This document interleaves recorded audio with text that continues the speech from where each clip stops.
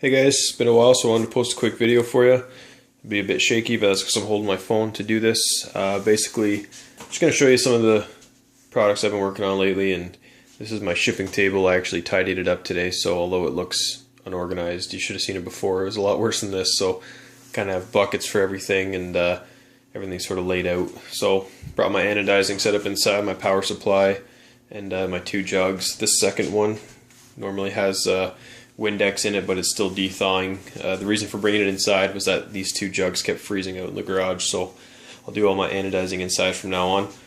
And then I have all my envelopes and customs forms. This is a bucket full of patches and stickers. I have a bunch of my logo patches with the Velcro backing done up, black with dark gray stitching, and then some of my Knight helmet logo patches, blue and gray. And then all the, I think you guys have seen these, the vinyl stickers. Those are sort of the stealth dark gray and black.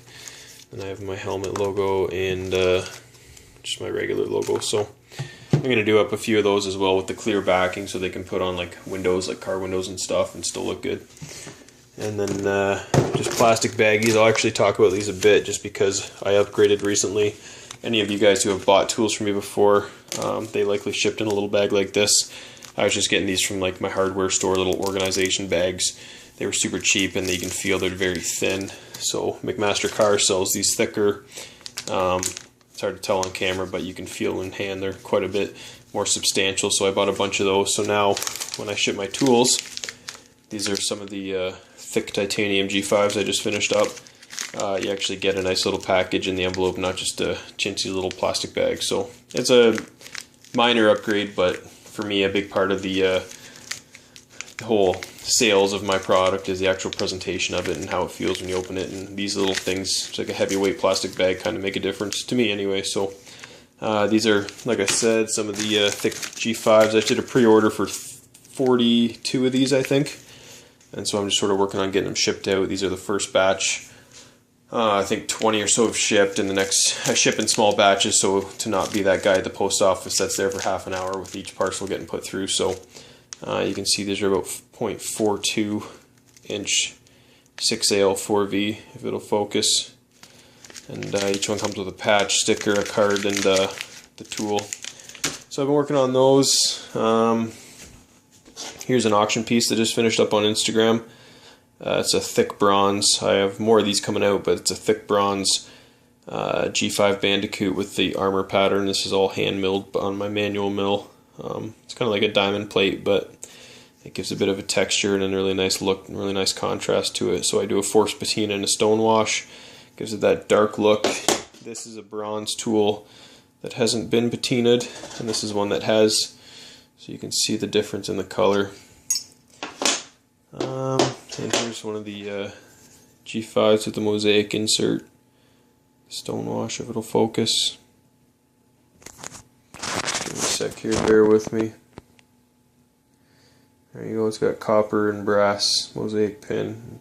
Nice tumble finish. So these have been really fun to do, really popular tool for me. I have a lot more planned coming up in the next couple months, some brass tools and some thinner bronze and titanium versions as well. So yeah, these are actually Tom Smith 65. I don't know if that's still his username on here, but he's the one who got me started on YouTube, kinda.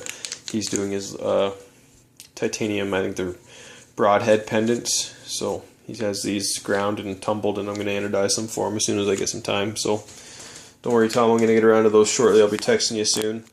And lastly, I have been doing knives. I did a small batch of my EDC version 2 blades, which have all since sold. My phone's fighting with me now, trying to focus, but you can see here sort of a one-off camp style blade. This is done in D2 with my logo there. So it has an exposed tang, canvas micarta. Oh, looks like my cat is curious about what's going on in here. So D2, the exposed tang, removable scales, canvas micarta. I gave them sort of that beveled. Scales aren't perfectly square. They might look it from the front, but it's a fairly thin scale. So I just sort of knocked the edges off and did a 45-degree on there. So you can see it's a nice filling handle with the exposed tang. I also knocked the edges off that. So sort of a medium-sized camp style blade. Pretty basic, small sharpening choil there. Nice piece. I don't have a sheath for it yet, but I have more blades to pick up a heat treat tomorrow. So knives are something I hope to focus a bit more on in 2015. I kind of neglected it for the pocket tools in 2014 towards the end there. So I did do a few knives, but I'd like to get a little bit more into it. But the reality of it is, this being just a hobby for me, is I don't have as much time as I'd like to work on all these different projects. So I kind of fit in what I can where I can, trying to keep it profitable, but still, you know, meet all the demands of what people kind of are interested in. So anyway, guys, there's just a quick update for you. Thanks for watching my videos. And again, check me out on Instagram. I post there most of my new projects the day they're done, kind of thing. So it's JW_knives on Instagram. You can check that out.